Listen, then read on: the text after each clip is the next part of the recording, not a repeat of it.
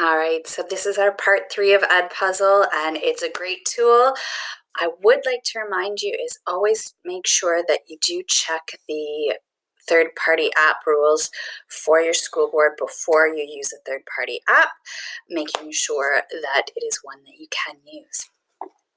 Right, so I would like to create my own content.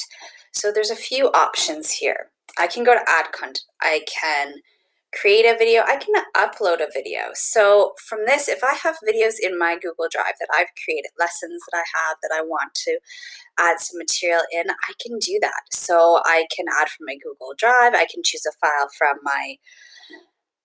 my desktop. So there does remind us that it shouldn't be bigger than this size up here. So we have that option. Other options, if I go back here for adding content, I have student projects. I can also create a folder. So I have lots of choice there. Now, I also have my old content, right? So I can always just, if I'm teaching a class more than once, I can add from there the content that I have. So I have a variety of choices. Now, on the left-hand side, I have popular channels. So I can go to Edpuzzle itself to see what they have, YouTube, Khan Academy, TED Talks, a wide variety of things. So I could go to TED Talks. Now it's going to pull up some of the recent popular ones, and you can select a TED Talk there and add questions. You can do the same with YouTube.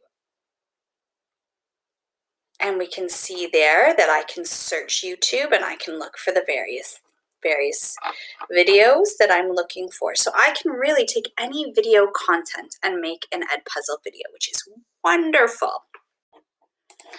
All right, so I want to find a video and add questions to it. I'm going to simply search what I would like to find. I'm going to say Romeo and Juliet. And what will come up here is first the Edpuzzle community, or I can go to YouTube. I want to go to YouTube because I want to look for things without questions already on it. So I can see I've got lots of different versions. If I knew I was looking for a specific scene or moment, I might say Romeo and Juliet, the balcony scene. So I'm going to search there, and it's going to show me that there are, a couple different versions. I'm going to select this first one. I'm going to, once I select it, I hit copy. That material has been copied to my content. So I go to my content. I can see the content that is there. I would like to edit this video by adding questions. So I'm going to click on it, and I'm going to choose edit. I have 3 choices here. Cut, which means I can cut the video to a shorter length. Voiceover. This one's a bit tricky. I can only add a voiceover to videos that are not YouTube videos. Questions. And this is the great one here, the questions piece. So if I click on questions, it gives me 3 choices. Multiple choice, which is wonderful because students will get immediate feedback. They will know if they have the right answer or wrong answer. So this is great for content stuff. Open-ended question. This is where we can see their critical thinking. Students can give a more detailed descriptive answer, and then I can provide feedback after viewing it. So multiple choice gives them feedback in the moment. Open-ended questions, they get feedback later. And the note piece. The note's great. This is where, as an instructor, I can add more information. So I could add details here about the scene that I might want them to understand. If there was a metaphor or simile, I might point out, this line here is a metaphor and provide the definition, because it will stop the video for them to read it. I can type that in. The other pieces, you see this little microphone here? I can add a voice note.